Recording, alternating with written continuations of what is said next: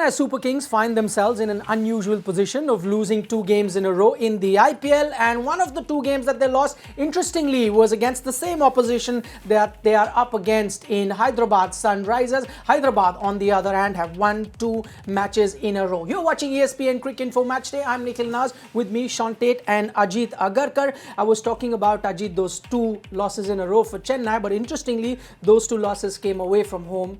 At home, they're a different kettle of fish. Yeah, they've always been. I think through the history of the IPL, they've been formidable in every IPL, but especially at home, the conditions suit their style of, particularly their bowling. The spin bowlers come into their own. They've got heaps of them. Yeah. Kedar Jadhav hasn't had a lot to do. In spite of that, they've got a few spinners, which help the conditions, the grounds a lot bigger, and plays to their strengths a little bit. So, but they're a very experienced team, and they obviously have shown through the course of the last couple of IPLs, in spite of being sort of average age on the higher side, they make less mistakes than most of the other teams.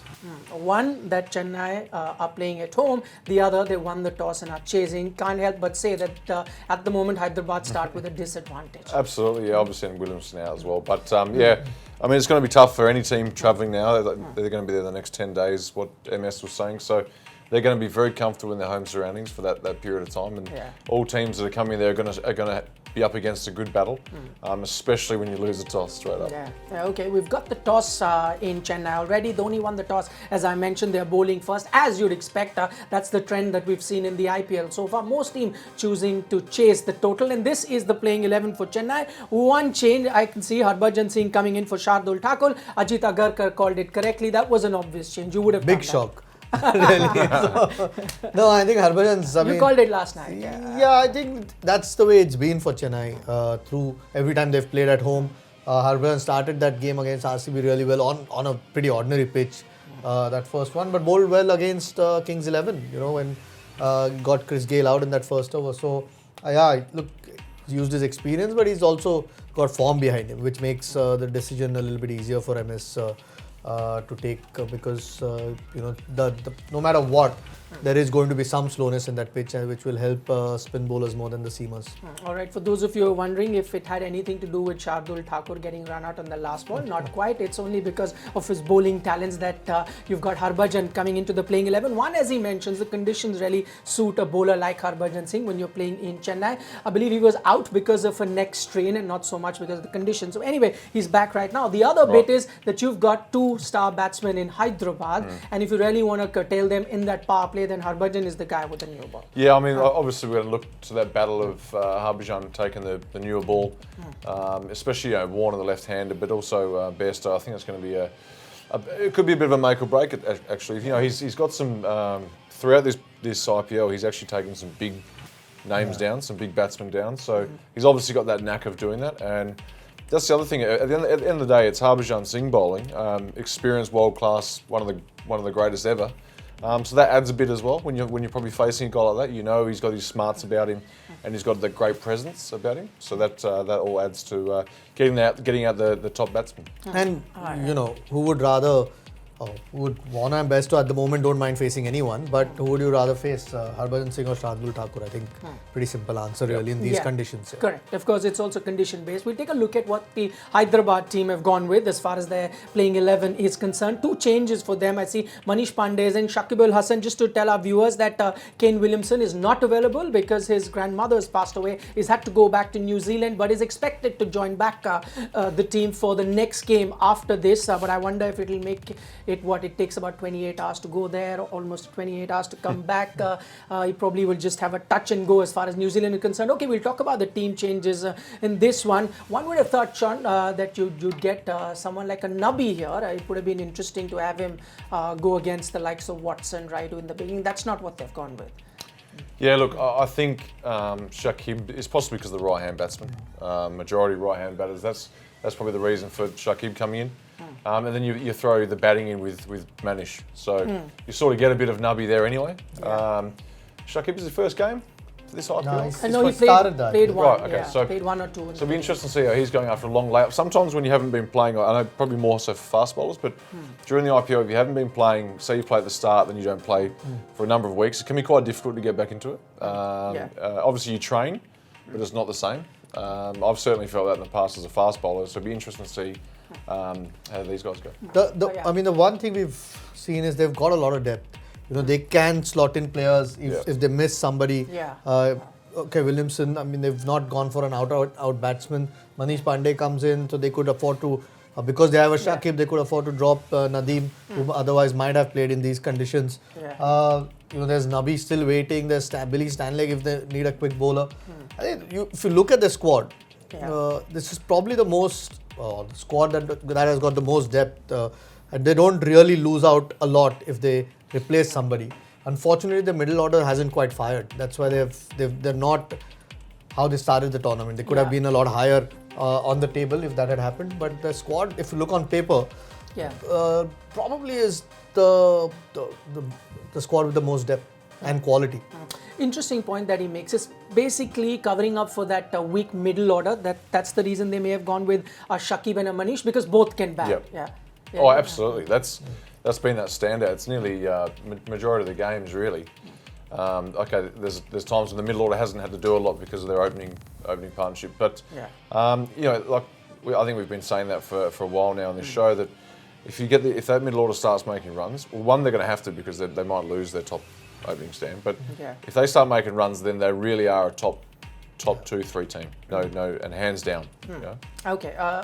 As far as the CSK team is concerned, as we were talking about Hyderabad, their problem is the middle order. For CSK, it's the top order that's not really fighting. If you take a look at the openers, number 3, number 4, those are the guys that are not getting you run. Faf just got you runs in a game or two, but after that hasn't really been fighting. You see in the power play, they're the weakest team as far as all teams are concerned. In the 10 innings that they've got, their run rate is just at 6.2. I'm afraid that's not good with the IPL standard. Maybe also has something to do with they play at home, where I guess it's tough to get on, and that's why it's reflecting like that. Yeah, but even so, I mean, you know, thankfully for them, they haven't been chasing big scores. Otherwise, that makes it even difficult. I mean, that day, in spite of Dhoni's 80 odd, they fell a run short. I mean, only because they were chasing just 160.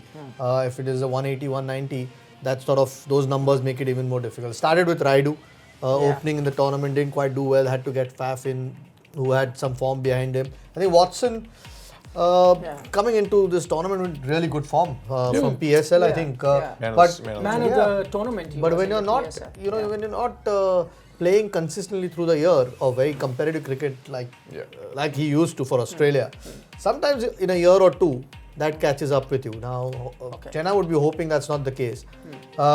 For me, Raina and Raidu, those are the two guys who carried them for most of the season last year. Those guys have to start getting a bit more consistent. Since you mentioned the last season, we'll just have a comparison between 2018 and 2019, and this is Chennai batting in power play. You can see there's a clear difference there as far as the run rate is concerned. At 8 and then 6 it's dropped to. Of course, look at the number of runs also they got. Of course, 6 more innings, but as you can see with the average, it was really going rather well for Chennai in 2018. As I mentioned, Ajit was also talking, yes, the pitch conditions are rather slow this time in Chennai as compared to last season, but you'd expect a little bit more from their top order. Didn't play much in Chennai, sorry to interrupt. Yeah, because they had a different venue as well. But you know, if I had to go back into just that Shane Watson thing, and I can see here the lowest batting averages in power play in IPL 2019. Oh, they've got plenty of players there. You know, in Kedar Jadhav. Even Kedar has had a pretty poor IPL. Yeah. I mean, you know, Kedar, yes, I'm just going back to the Shane Watson point simply because he mentions PSL, man of the tournament there. I remember BBL just created a record for the oldest man to get a century there, 37 years of age. When he was coming in with so much great form, I understand the point that Ajit is making when you're not playing international cricket, but coming in with that great form, is it because, I don't know, conditions here are different, quality of bowling is very different in the IPL? Conditions, I mean, this guy, he's been man of the tournament here. Last the first season. year, he's dominated the IPL over a long period of time. For Rajasthan Royals, he was fantastic. So conditions, I don't think you can blame that. Sometimes it is just what it is. You come to a tournament, like Ajit was saying, if you're not playing consistently, Shane might argue with this, but if you're not playing consistently, your form does tend to go. I found that as well. It tends to drop every now and then. It's like, okay, what's happening here? if you're not playing in a international setup or a first class setup all the time. There's no doubt about that. But as far as conditions go, no, I think he plays pretty well in most conditions around the world in 2020 cricket. Okay. Last year he surprised me at how well he played, to be honest. I was thinking of the same thing last year, that he might eventually through the course of the tournament might catch up. Didn't, played really well, so hopefully rediscovers his form for Chennai. Also, Chennai at the moment don't have too many options. I think Sam Billing is that option, but he can't really give you that sort of strike rate that Shane Watson gives you. We're talking about the weakness in the Chennai top order. It's not something that we've noticed or the stats have picked up. If you look at the camp as well, the Chennai camp, this is something that's worrying them as well. This is Stephen Fleming talking about their batting lineup. Well, unfortunately, it just happens. It's not a plan. We've got a very talented batting order, which has been, you would say, inconsistent throughout the year. If you looked at the side on paper, you'd say it's a strength, but unfortunately, we just haven't been able to string partnerships or individual scores together this year. We played on Chennai tracks that are a little bit difficult to find form, and we've just struggled really in our away trips to get that momentum that comes from feeling good and confident. So what we're bordering on is being a little bit reckless, trying to find that form. And today was an example where I think we crossed the line in terms of playing sensible cricket or being a little bit reckless. And that just comes about from guys trying to find form and do the job. But what is happening is we're relying too heavily on Dhoni and Raidu to patch things up. And we won't win the competition if that continues. So whilst we've been able to get 7 wins, we're by no means happy with the way we've achieved all of them. We're happy always to get across the line, but we'd like to see some form creeping back into that top order if we're going to push forward to get to the finals and then have a push at winning it again.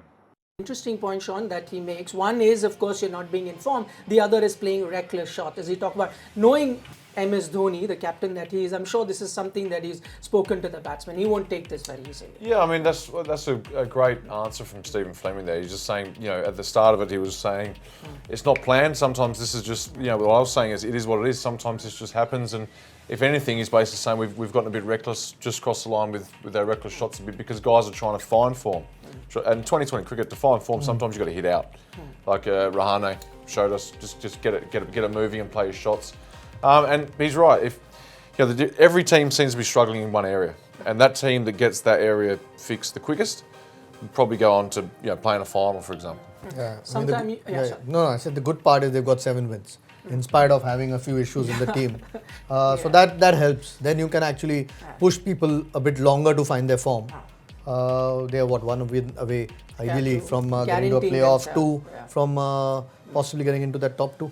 Sometimes you need some sort of a trigger point to get that form back. I'm just going to talk about Ambati Raidu. Today he's got Vijay Shankar at the other end. All he needs is some 3D glasses and inspires him to get you a big knock.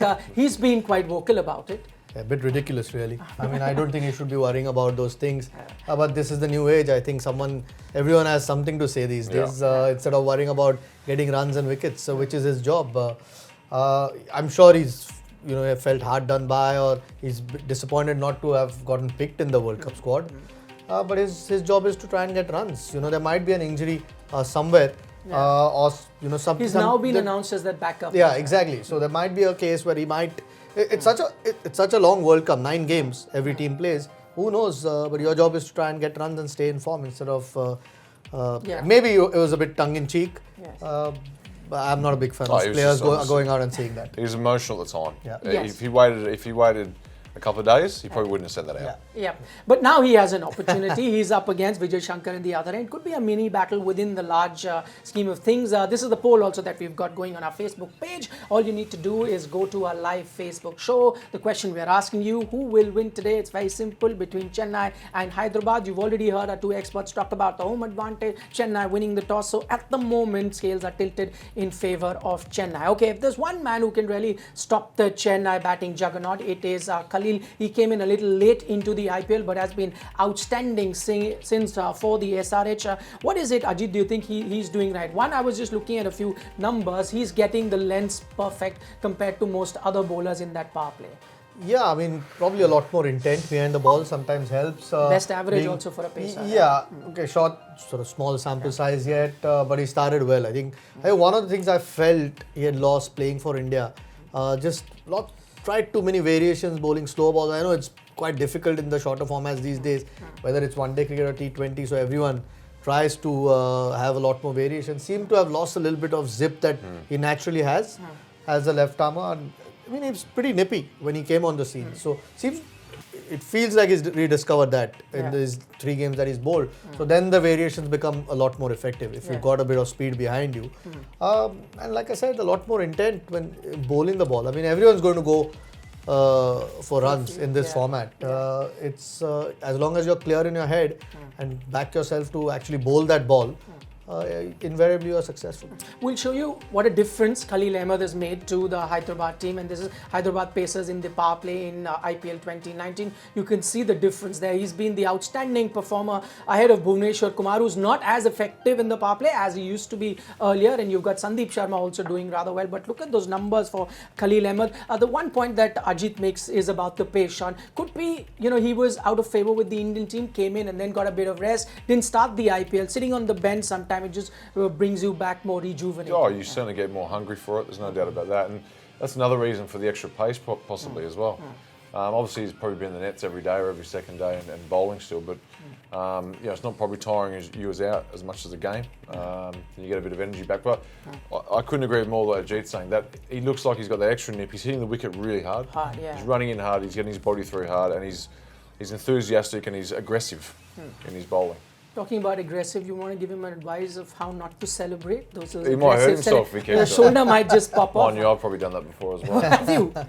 I'm sure I've had some silly celebrations in my time. Yeah. Okay, just because I'm looking at Khalil Ahmed in IPL phase-wise performances, does rather well, as we've been saying. The maximum wicket that he's picked up is in the power play, and then he bowls also the most there at the end also. I mean, those are great figures, Ajit. 16 to 20.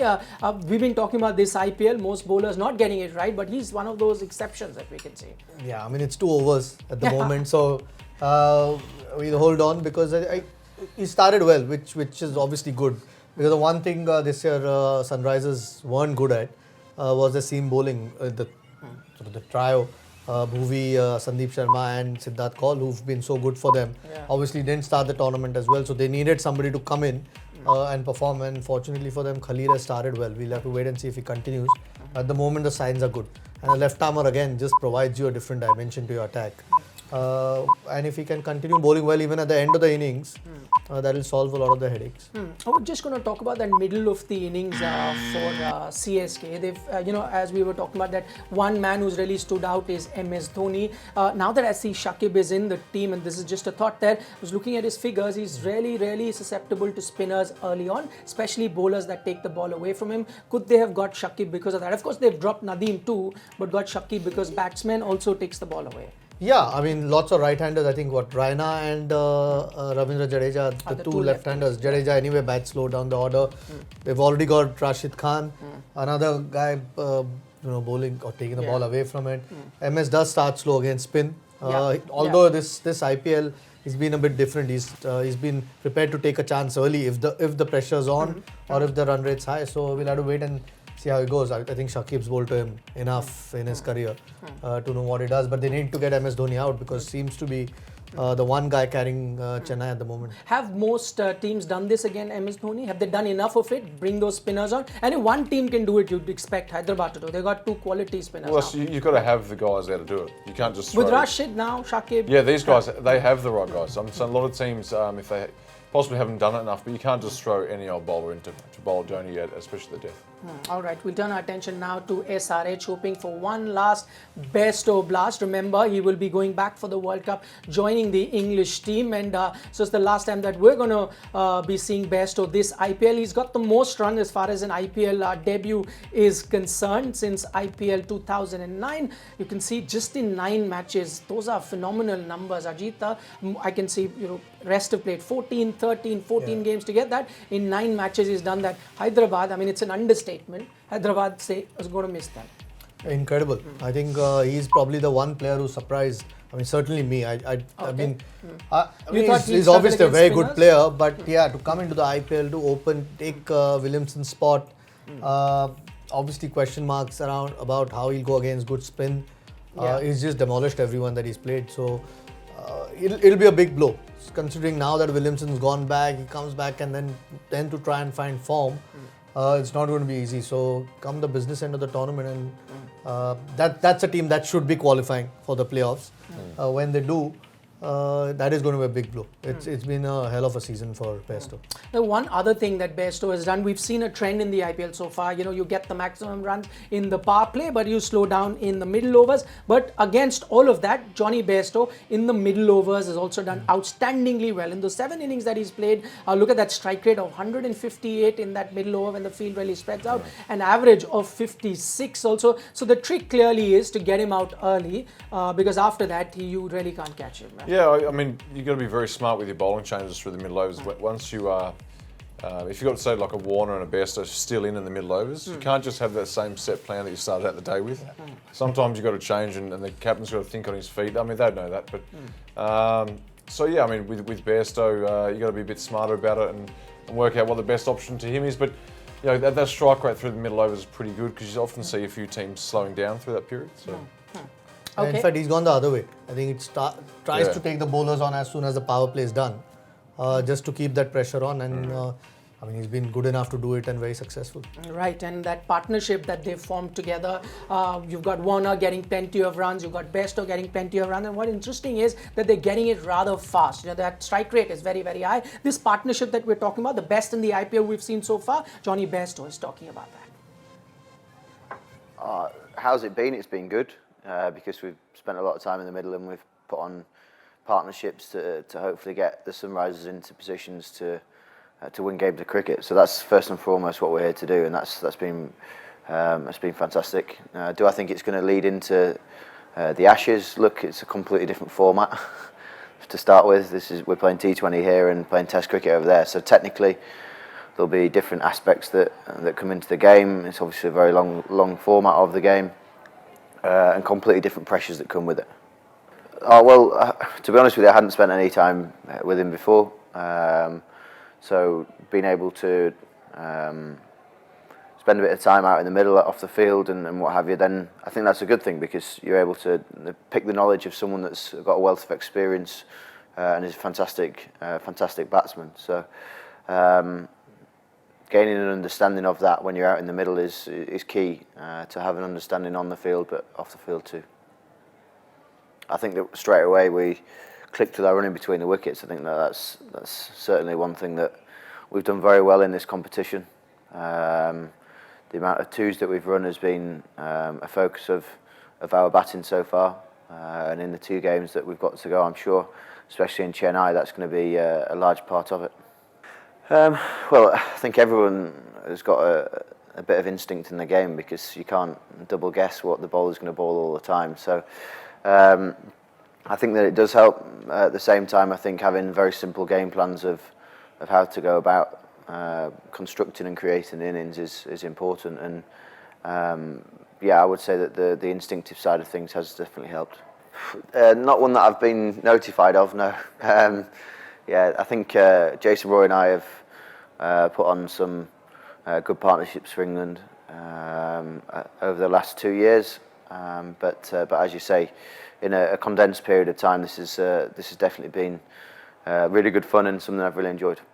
All right, Johnny Bairstow there talking about the camaraderie that he has with David Warner. That's now proving to be one of the most successful partnerships in the IPL. Ajit, one interesting thing that he talks about is that the comfort level they have running between the wickets. Now, if there's one ground where it's going to play a crucial role, one is Hyderabad, where they play at home. The other is Chennai, where they're playing today. Yeah, big ground. At least the side boundaries are quite big, so there will be enough sort of chances to get twos and spin on offer, which they might have to put it in the gaps and not always try and hit a big shot if the pitch does take some sort of spin. So they both run really well between the wickets. Okay, so it's going to be like I said, a battle within the larger war that you've got is how the two top order batsmen of Hyderabad perform against the bowling of Chennai, because the CSK bowlers have done rather well in the power play as well. They're right there on top as far as power play performance is concerned. You've got someone like a Deepak Chahar doing there. You see that it's most wickets in power play. Chennai right on top there with 19 wickets and a great economy there too. Of course, you've got some other teams like Hyderabad doing it even better than that, but the wicket column, that's the highest for Chennai. One interesting battle there, Bairstow, I'll talk about that. Last match, match, you had KKR rather planned for him, trying to get him out in the offside with a deep point. With Deepak Chahar taking the ball away, that could be a good ploy against him. Absolutely, and Deepak, I mean, it's quite good actually, because if you got Harbhajan bowling to the left-hander, and then you got Deepak swinging away from the right-hander, could be great to watch actually. I mean, he has been. One thing about Deepak is he's been swinging the ball nearly everywhere. Okay, there's going to be some grounds and conditions that aren't quite the same, and you won't get the same swing. But he's been pretty impressive with that. He's obviously got great seam position and all those technicalities of fast bowling. So he's been really impressive. All right, and the other contest is Harbhajan Singh versus David Warner. You'd expect Bajji to be given the new ball. Yeah, I'd be very surprised if he's not. Even the Bairstow, for that matter. Something that stays, holds his line, or if there is a bit of spin, we know he's going to try and go after Harbhajan Singh, Bairstow, and that is. I mean, if Chennai can sort of get those sort of stats again in this game, they'll be in a good position to dictate the game. They've got almost 2 wickets every power play. If they can do that, they need these 2 guys out. If they bat for a period of time, they could get Hyderabad into a good position where then. Obviously, we'll have to wait and see what the conditions are. Hopefully, it's a good pitch and not the one we saw in the first game of the tournament. Okay, as you heard from Bairstow there, one thing that they're doing rather well is run between the wickets. If there's only one who's running better than them in this entire IPL, that has to be Imran Tahir. Though, of course, his running sprints really come after the wicket that he takes. But because we were talking about a spinner against David Warner in a Harbhajan could bowl to Bairstow as well. Not a bad idea. Give 1 over to an Imran Tahir. We've seen him bowl at least once sometimes in the power play. Absolutely. Maybe to Bairstow. Why not? I mean, he's a very he's bowling utility. He can bowl at any time of the game. He can bowl to death if you need him to. He can bowl any right-hand, left-hand batsman. So he's still the most important bowler in this lineup. I mean, I'm sure he will. If they don't get a wicket early, I'm sure he'll take a chance Usually, if they get off to a start. Yeah, it's over number 5 or over number 6 that they usually give him. Okay, quickly, gentlemen, the Fab 4, are you ready? Did you think about it? Ajit, We'll have the go playing first. 11s on the screen right now. Who'd want to go first? Ajit. Okay. Okay, Mine Ajit as well. goes first. Need some runs, don't they, from the top order? So I'm going to go Faf? Shane Watson today. Oh. After Okay, you're punting on him. I was going to take him as well. And I'm going to go Dwayne Bravo. Is bowling, right? Yes. Okay. Bowling last time came out to bat as well. Okay, so and David Warner. And let me go. Yeah, leave Bairstow for. Rashid Khan's a bit obvious. I'm going to go Shakib. Interesting. You've left a bit of room for Sean then. Yeah, to I pick think we need to keep it interesting. Yeah, Yes. I'll go. I'm going to go Rashid Khan. Bairstow. Yeah, Bairstow or Shankar? Who should I go for? Obviously, Bairstow's in form, but look, I'll take Bairstow. Go on, I'll take Bairstow. Okay. Here, I'm going to have to go for Jadeja. Okay. And Faf do proceed because he takes a lot of catches too, Faf. Yep, he'll give you some points there. Last time I think he dropped 1, but then That's picked really deep. up. He picked up 3 catches Did after you go that. for Tahir? No. No one went for Tahir. Okay. Never mind. But that's interesting that you pick for catches because most batsmen and bowlers have been giving you lesser points than someone who takes 3 catches. It's a good pick there. Okay, we also have the poll result out. We asked you a simple question. Who's going to win today? Chennai 55-45. That's very, very close. Not as close in the points table at the moment between the 2 teams. But I'm afraid that's all the time that we have. Sean Tate, Ajit Agarkar, thanks so much for joining us. You were watching ESPN Cricinfo Matchday.